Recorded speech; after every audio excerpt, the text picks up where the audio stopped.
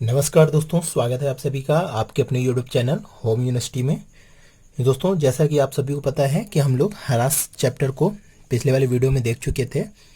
आज हम लोग हरास की विधियों के बारे में पढ़नेंगे।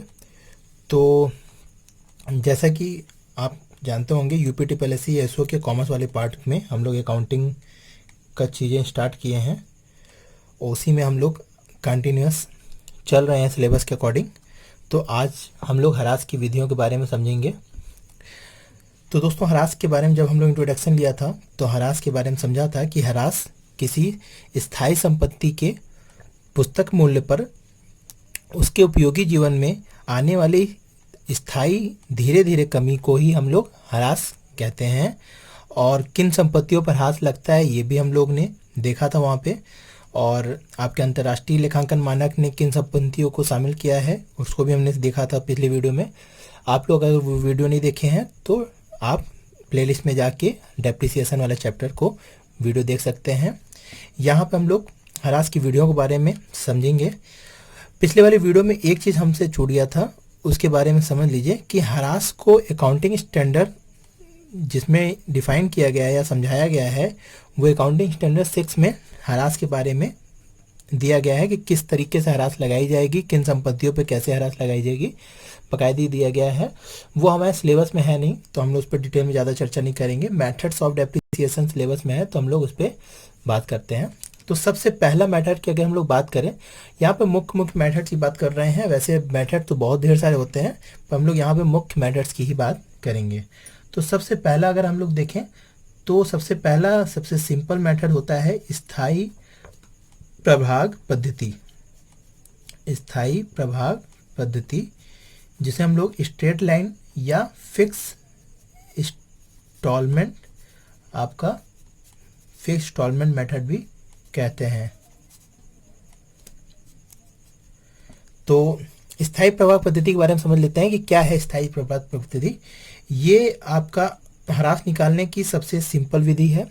होता क्या है, इसमें हरास निकालने के लिए हमें सबसे पहले संपत्ति की जो पुस्तक मूल्य है या ऐतिहासिक लागत है उसको पता करना होता है, जो कि हमें आसानी से ज्ञात हो जाती है।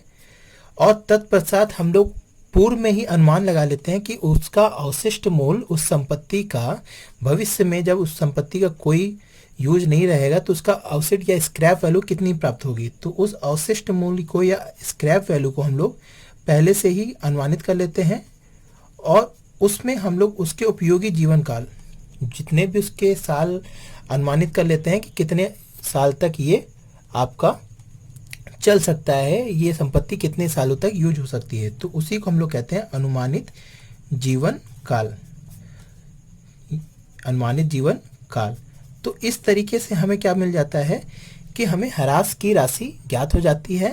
तत्पश्चात हम लोग क्या करते हैं कि उस हरास की राशि को प्रत्येक वर्ष उसी हरास राशि से हर वर्ष उस संपत्ति में से घटाते जाते हैं और उतनी हरास हम लोग डेप्रिसिएशन यानी संपत्ति के मूल्य से घटाते चले जाते हैं और उतनी ही डेप्रिसिएशन हम लोग प्रॉफिट एंड लॉस अकाउंट से डेबिट कर देते हैं। तो इस तरीके से हम लोग स्ट्रेट लाइन मेथड्स के थ्रू एक ही हरास लगातार हम लोग हर वर्ष उतनी ही राशि संपत्तियों में से घटाते चले जाते हैं। तो ये सिंपल सा मेथड है स्थायी प्रभाग पद्धति।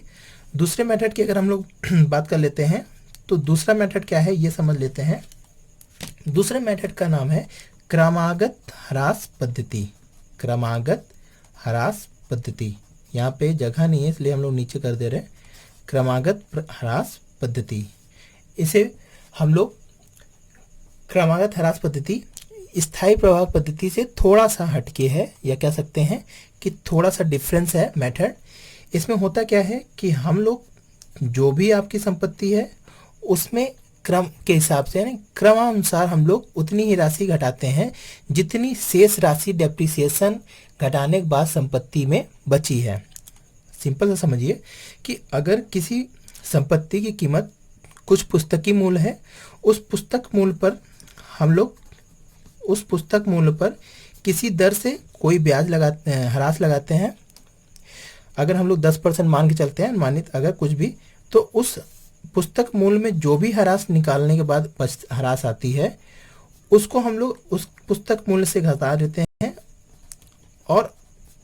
ह्रास को घटाने के बाद जो राशि आती है शेष राशि पर ही हम लोग क्या करेंगे, शेष राशि पर ही अगले साल हम लोग फिर यही मेथड के थ्रू हम लोग शेष राशि पर ह्रास लगाते हैं।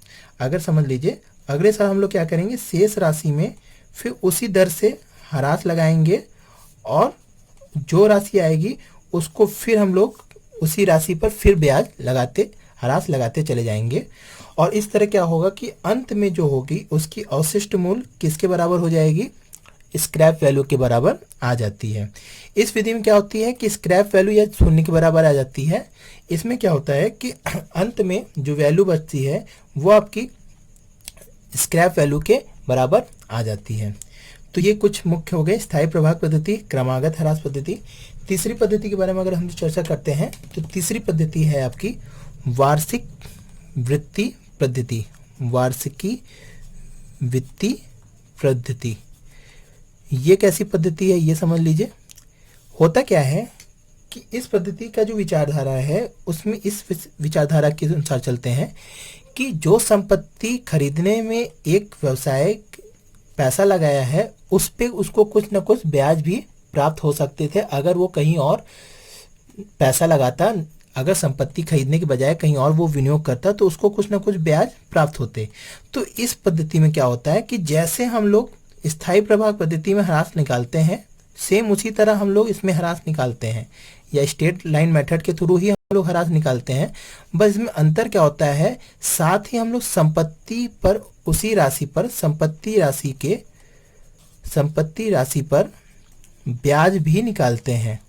और इस ब्याज को हम लोग क्या करते थे, संपत्ति खाता को डेबिट करके ब्याज को क्रेडिट कर देते हैं और ह्रास को डेबिट करके संपत्ति को क्रेडिट कर देते हैं। तो इस तरीके क्या होता है, इसमें दोनों चीज़ों को हम लोग ध्यान में लेते हैं और दोनों चीज़ों पर हम लोग ह्रास भी निकालते हैं और उसी शेष वैल्यू पर हम लोग ब्याज भी निकालते चले जाते हैं।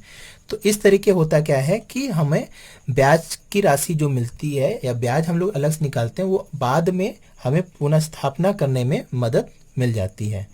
तो वार्षिकी वित्तीय पद्धति सिंपल सा इतना ही है कि इसमें क्या करते हैं हम लोग स्थायी प्रभाग पद्धति के अनुसार ह्रास निकालते हैं और साथ ही उस संपत्ति राशि पर भी ब्याज हम लोग निकालते चले जाते हैं और उसको भी हम लोग संपत्ति खाता में डेबिट करते चले जाते हैं। तो इस तरीके का ये तीन पद्धति हो गए। चौथी पद्धति की अगर हम लोग बात कर लेते हैं यहाँ पर, तो चौथी पद्धति सिंपल ही है। इसमें भी ये है आपकी ह्रास कोष पद्धति। ह्रास कोष पद्धति, इस पद्धति में क्या करते हैं, देखिए यहाँ पे आपको इतना डिटेल में जाने की ज़रूरत नहीं है क्योंकि आपको सवाल नहीं पूछेंगे ऑप्शनल में, ये केवल आपसे चीज़ों को पूछेंगे कि ये कैसी पद्धति है, इसमें क्या होता है और इसकी किस विधि से या किस विचारधाराओं से इसको निकाला जाता है। तो अगर हम लोग ह्रास कोष पद्धति की बात कर लें जिसे हम लोग सिंकिंग फंड मेथड भी बोलते हैं, इस पद्धति में क्या होता है, सिंपली हम लोग ह्रास निकालते हैं और उस ह्रास के साथ हम लोग क्या करते हैं, जैसे कि ह्रास निकाले उस ह्रास कोष में इस ह्रास को हम लोग क्या कर देते हैं, साथ ही किसी कोष बना लेते हैं, एक ह्रास कोष बना लेते हैं। उस ह्रास को उसी कोष में क्या कर देते हैं, ट्रांसफर कर देते हैं। इसीलिए इस पद्धति का नाम भी क्या है, ह्रास कोष पद्धति। पहले हम लोग सिंपली किसी भी मेथड से ह्रास निकालते हैं, उस ह्रास को हम लोग एक कोष में ट्रांसफर करके उस कोष को हम लोग क्या करते हैं, कहीं बाह्य जगह विनियोग कर देते हैं, बाह्य जगह विनियोग कर देते हैं और उस विनियोग से जो ब्याज मिलता है, उस विनियोग से जो ब्याज मिलता है उसे पुनः हम लोग क्या कर देते हैं, विनियोग कर देते हैं। तो इस तरीके से हम लोग उस ह्रास को कोष में ट्रांसफर करते हैं, उस कोष को हम लोग बाह्य विनियोग में विनियोग कर देते हैं और जो ब्याज भी मिलता है उसको भी हम लोग विनियोग करते चले जाते हैं। तो इस तरीके से एक बड़ी रकम जब संपत्ति की यानी अनुमानित जीवन काल समाप्त हो जाता है तो हम लोग उस विनियोग को बेचकर उस संपत्ति को पुनर्स्थापित करने के लिए हम लोग वो फंड जुटा लेते हैं और उससे हम लोग नई संपत्ति को फिर से खरीद लेते हैं। तो इस मेथड में हम लोग क्या करते हैं, सबसे पहले ह्रास निकालते हैं किसी भी विधि से और उस ह्रास को हम लोग एक कोष बना लेते हैं, उसी में ट्रांसफ़र कर देते हैं और उस कोष को हम लोग बाह्य विनियोग में इन्वेस्ट कर देते हैं और जो उससे ब्याज भी मिलता है उसे पुनः विनियोग कर देते हैं। इस तरीके से एक बड़ी रकम हमें प्राप्त हो जाती है जो हमें बाद में संपत्ति को पुनर्स्थापित करने में मदद मिलती है। तो इस तरीके से चौथा मेथड ये था। आखिरी मेथड अगर हम लोग देख लेते हैं, एक और मेथड है पांचवा, जिसे बोलते हैं बीमा पॉलिसी मेथड।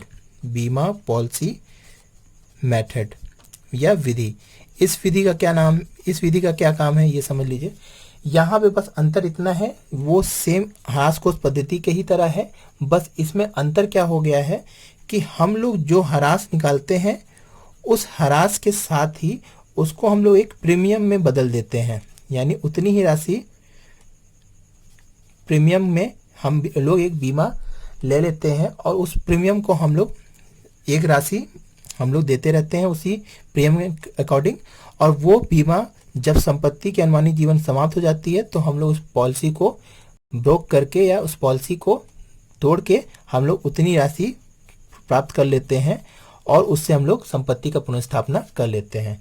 इस मेथड में अंतर क्या है कि यहाँ हम लोग बाह्य विनियोग में पैसा कोष जो बनता था उसको हम लोग इन्वेस्ट करते थे, यहाँ पे हम लोग उस ह्रास को कहाँ करते हैं, एक प्रीमियम के रूप में बीमा खरीद लेते हैं और उस बीमा की प्रीमियम देने के लिए हम लोग लगाते हैं। तो सिंपल मेथड्स हैं, इसमें कोई ज़्यादा ट्रिकी मेथड कुछ नहीं है। एक लास्ट आपको बता देते हैं, छठा है वार्षिकी मूल्यांकन। ये सबसे सिंपल ही है। इसका होता क्या है कि ये कोई ह्रास नहीं है, ये समझ लीजिए रिवैल्यूएशन टाइप का है। इसमें करते क्या है कि हम लोग, पहली बात तो ये छोटे मोटे औजारों के लिए होते हैं, छोटे औजारों के लिए या आपके जो लाइव स्टॉक होते हैं उनके लिए ये मेथड अप्लाई किया जाता है। तो इस विधि में होता क्या है कि हम लोग प्रत्येक वर्ष हम लोग क्या करते हैं, वस्तु या संपत्ति का क्या करते हैं, रीवैल्यूएट करते हैं या उसे पुनः मूल्यांकन करते हैं, और उस मूल्यांकन से यदि संपत्ति के मूल्य में वृद्धि होती है तो हम लोग वृद्धि दर्ज कर देते हैं उतनी ही राशि, यानी वृद्धि वाला मूल्य दिखाते हैं, और अगर कमी हो जाती है तो हम लोग कमी वाला मूल्य शो करते हैं। सिंपली जैसे कि आपके पास जो भी टूल्स होते हैं, छोटे मोटे औजार होते हैं, उसको हम लोग इवेल्युएट करते हैं कि कितनी संपत्ति आज की कीमत में वो औजार की है या उस औजार की कीमत कितनी है आज। अगर ज़्यादा हो जाती है तो उसको शो कर देते हैं, कम हो जाती है तो उसको हम लोग शो कर देते हैं। तो इस तरीके से कुछ ह्रास की प्रमुख विधियाँ हैं। आशा करते हैं आपको समझ आ गई होगी। सिंपल सा मेथड है, इसी 6 मेथड्स को आप लोग को प्रिपेयर कर लीजिए और इसी मेथड से जनरली क्वेश्चंस हर एग्जाम में पूछे जाते हैं। और इससे पहले वाले वीडियो में हम लोग AS6 के बारे में नहीं बताए थे, तो ये भी है, क्वेश्चन इससे भी रिलेट कर सकता है कि ह्रास को किस अकाउंटिंग स्टैंडर्ड में डिफाइन किया गया है। तो ये सिंपली अकाउंटिंग स्टैंडर्ड 6 में डिफाइन किया गया है। और इससे पहले वाली वीडियो में हम लोग इंट्रोडक्शन में काफ़ी बातें कर लिए थे, यहाँ पे केवल मेथड बचा था, तो आज हम लोग मेथड भी देख लिए। तो दोस्तों चैनल को सब्सक्राइब कर लीजिए और ASO की तैयारी करने के लिए ये चैनल आप सब्सक्राइब करके इस वीडियो को ज़्यादा से ज़्यादा शेयर करिए जो भी ASO की तैयारी कर रहे हैं। और कोई भी क्वेश्चंस है या डाउट्स है आप कमेंट सेक्शन में पूछ सकते हैं। तो लाइक, शेयर एंड सब्सक्राइब करना ना भूलिएगा। Thank you.